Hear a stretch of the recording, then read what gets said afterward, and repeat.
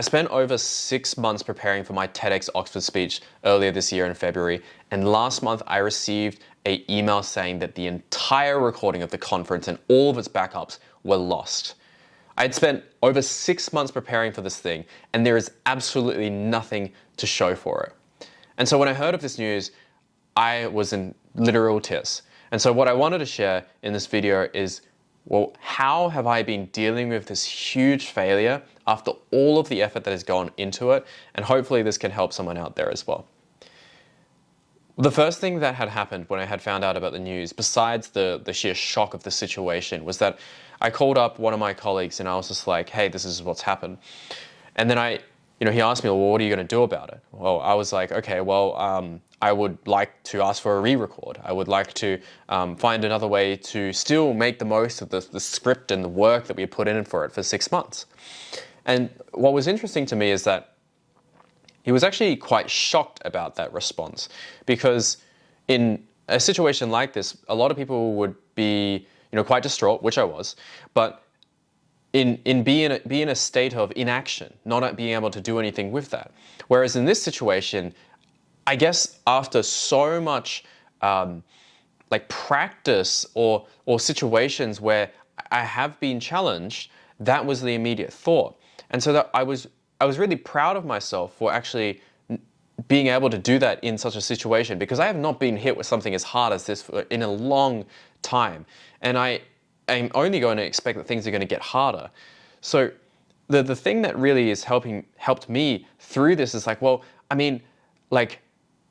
can feel bad about this, and I think it's important to go through that process, but at the same time, it won't make me feel the best out of the situation.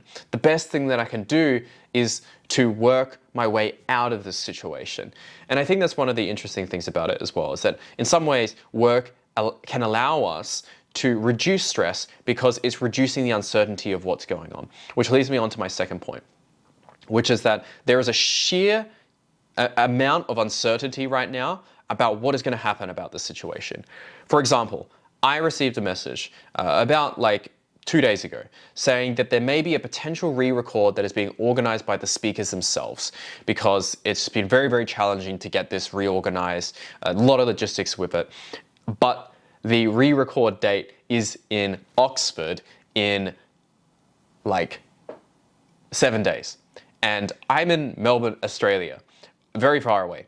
And so, well, how do I know if I should go? Because I've got a lot of meetings for next week. There's a lot of things to do, and I don't remember my speech anymore. So I'm going to have to remember it. And so this could also add a huge amount of stress onto me. But again, focusing on what's in my control, well, I need to make sure that I can get as much information as possible in the shortest amount of time to reduce that uncertainty. And so I think number 2 for me here that's really helped me is that just focusing on decision-making principles and putting myself in the best position so that I can make the best informed decision.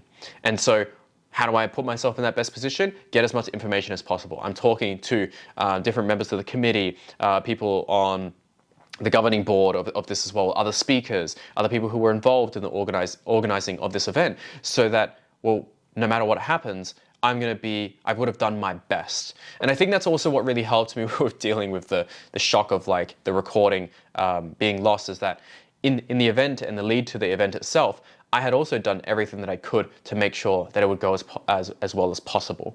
And so there's no regrets there. And I think that's really the last thing, is that I want to always ensure that I don't have regrets. And this is something that my mom had always highlighted to me, is don't have regrets, put your all in. And I think that's something that has very much calmed me in these situations. And so I think for all of us, I hope, maybe just for me, but if we focus on what's in our control, we take actions on the things that are, and we gather more information to reduce uncertainty, then really that is the ultimate thing that can help us deal not only with the stress, but the failure, and turn that into just a cool part of our story. Because who likes a story where the a person has never had any challenges that they've had to overcome, and they've just had the easiest life possible? That's not a story. There needs to be challenges. And I think that immediate reframe into realizing that this horrible thing that has just happened is actually just a part of the story and for the chapter that I'm in right now. And I'll look back at this and this will just be a funny moment. But in the moment, it hurts, of course, but that's the fun of it, getting through it and then being able to see it on the other side.